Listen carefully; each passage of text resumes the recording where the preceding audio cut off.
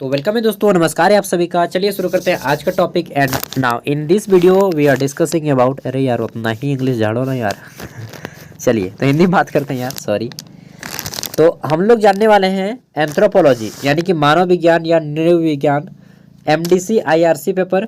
ठीक है, इसे आप एमडीसी पेपर भी बोल सकते हैं, मल्टी डिसिप्लिनरी कोर्स, या फिर आईआरसी। ठीक है, जो बोलना है पेपर का नाम बोल लीजिए, लेकिन हम लोग जानेंगे एंथ्रोपोलॉजी।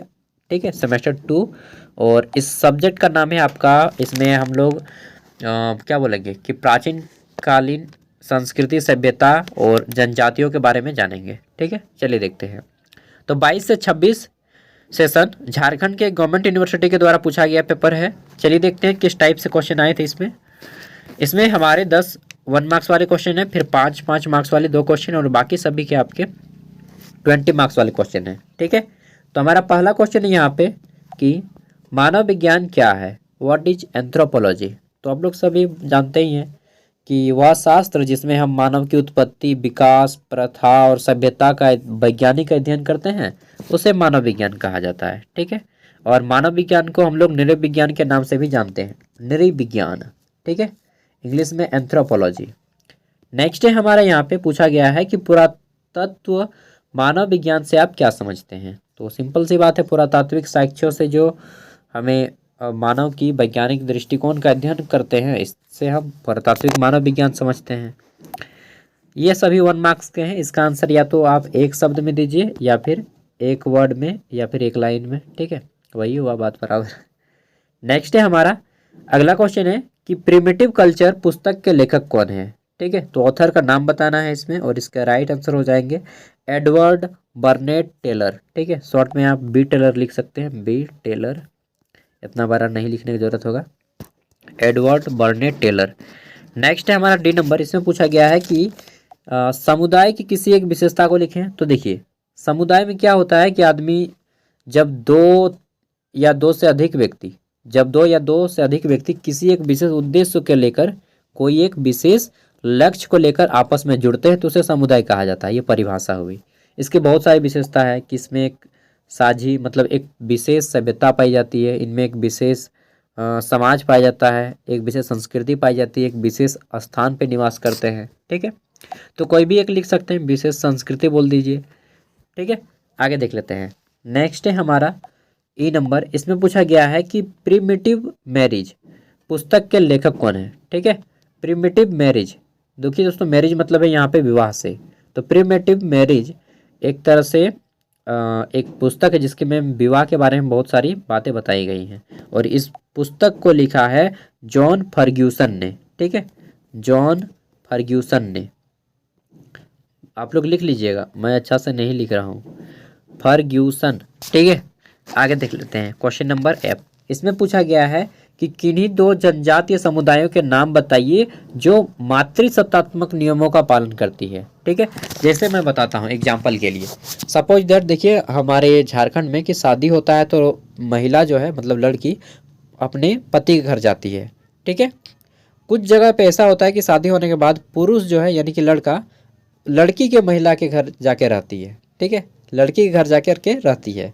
तो ऐसा आपको मेघालय में देखने को मिलेगा, और वहाँ पे 2 जनजाति है, गारो खासी नाम से। ठीक है, गारो खासी नाम सुने हैं ना, जयंतिया, इन सभी में मातृसत्तात्मक नियम पाया जाता है।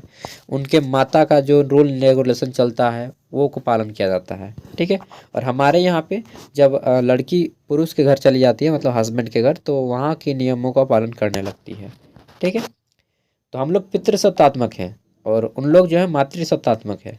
ठीक है, आगे देख लेते हैं। नेक्स्ट है हमारा यहाँ पे नातेदारी की परिभाषा दें, डिफाइंड किनशिप। तो नातेदारी कितने प्रकार के होते हैं, एक होता है रक्त संबंध, एक होता है संस्कृति संबंध, जैसे पति पत्नी एक संस्कृति संबंध हो गया, भाई बहन का जो नाता हो गया यह आपका रक्त संबंध हो गया। ठीक है, आगे देख लेते हैं। नेक्स्ट हमारा क्वेश्चन है पाषाण युगीन संस्कृति क्या है।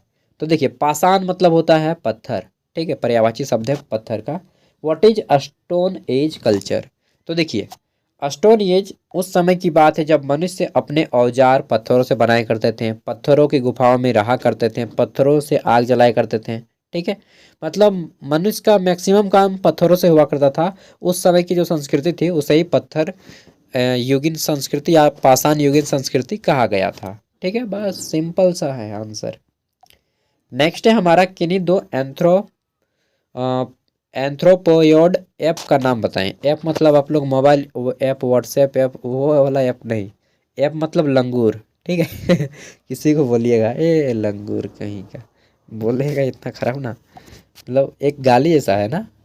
तो लंगूर में आप लोग यहाँ पे दो ऐप का नाम दे सकते हैं, एक हो गया बंदर, एक हो गया चिंपांजी, ठीक है, बनमानुस, ठीक है ना। तो बंदर चिंपांजी।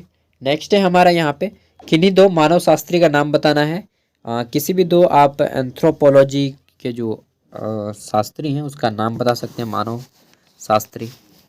आगे देख लेते हैं। तो यहाँ पे आपके, अब मुझे याद नहीं है किन्हीं दो मानव शास्त्री का नाम, नहीं तो मैं बता देता, ठीक है। और हमारा उसके बाद क्या है, तो उसके बाद मानव शास्त्री।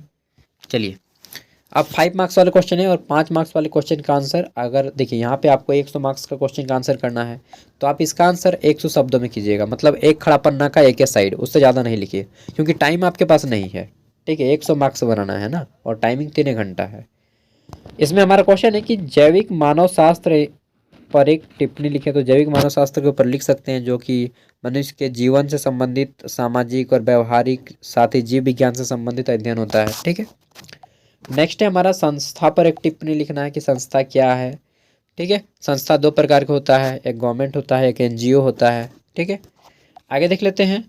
नेक्स्ट है हमारा, ये सभी ग्रुप बी में 80 मार्क्स का, और इसमें से किसी 4 को बनाना है। टोटल आपके 6 क्वेश्चन है यहाँ पे, ठीक है। 6 में से किसी 4 को बनाइए जो आपको पसंद में आए। 20 मार्क्स का है, इसका कोशिश कीजिए कि 2 खड़ा पन्ना में आंसर करें, 2 खड़ा पन्ना, ठीक है। पहला क्वेश्चन है हमारा कि सामाजिक सांस्कृतिक मानव शास्त्र की परिभाषा दें। यह अर्थशास्त्र एवं इतिहास से कैसे संबंधित है। इंग्लिश में है कि define social culture anthropology, how is it related with economics and history, ठीक है। पहला क्वेश्चन हो गया। यहाँ पे आपको इतिहास और अर्थशास्त्र की जगह पे बोल सकता है कि भूगोल, ठीक है, के साथ बताइए, चाहे राजनीतिक विज्ञान के साथ बताइए, चाहे जीव विज्ञान के साथ बताइए, मतलब कोई भी दूसरा सब्जेक्ट भी आपको दे सकता है। समझ गए। मेन चीज़ है क्वेश्चन को पकड़िए कि क्वेश्चन कहाँ से आएगा। नेक्स्ट है हमारा समाज क्या है, यानी कि व्हाट इज सोसाइटी। फिर हमारा यह संस्कृति से किससे भिन्न है। चलिए देखते हैं आगे नेक्स्ट क्वेश्चन। तो एक इंडिविजुअल पर्सन आ गए थे, ठीक है। अजनबी तू भी कभी कभी आवाज दे कहीं से, वो गाना नहीं सुनेंगे यार, आज सुनेंगे। तो हमारा क्वेश्चन क्या है कि समाज क्या है, संस्कृति से आप क्या समझते हैं, और ये कैसे कैसे भिन्न होता है, कैसे समानता होती है, इन सब के बारे में बताना है। इजी क्वेश्चन है, आप लोग कर दीजिएगा, ठीक है। नेक्स्ट है हमारा यहाँ पे कि जनजाति की परिभाषा दें। What is tribe.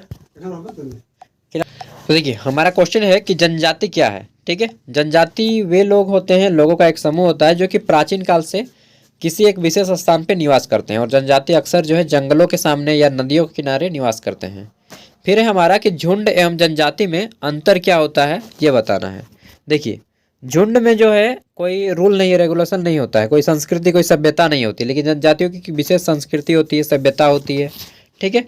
जैसे भारत की सबसे बड़ी जनजाति की बात करें तो भील है, भील, ठीक है, राजस्थान में सबसे ज़्यादा बसती है भील। दूसरे नंबर पे हमारा गोंड जनजाति, ठीक है। तीसरे नंबर पे संथाल जो कि झारखंड में सबसे ज़्यादा पाई जाती है, ठीक है।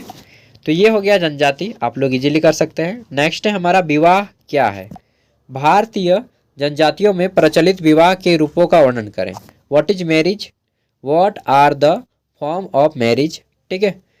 Prevailing in tribal India. तो देखिए मैरिज के बारे में तो सबको बता सकते हैं यार, हाँ क्या नज़ारा है ना।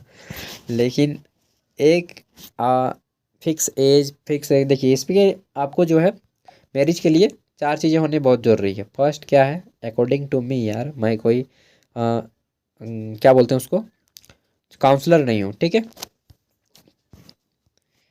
तो चलिए जो भी है, फर्स्ट नंबर पे हमारा हेल्थ हो जाना चाहिए, दूसरा है फिक्स एज होना चाहिए, थर्ड नंबर पे आपका मेंटल हेल्थ अच्छा होना चाहिए, ठीक है, एंड फोर्थ में आपका इच्छा होना चाहिए। तो ये 4 चीज़ें आ जाती हैं। चलिए देख लेते हैं, ये सब बातें हैं। नेक्स्ट है हमारा, और इसमें आप लोग 4 बता सकते हैं कि पहला एक होता है आपका क्या बोलते हैं उसको, चलिए भूल रहे हैं, देख लीजिएगा। नेक्स्ट है नातेदारी की परिभाषा दें और इसके नियम नियामक व्यवहार की रीतियों का वर्णन करें। और अंतिम क्वेश्चन है पाषाण युगीन संस्कृति पर एक निबंध लिखें। तो ये कुछ क्वेश्चन थे जो कि कंप्लीट हो गए हैं।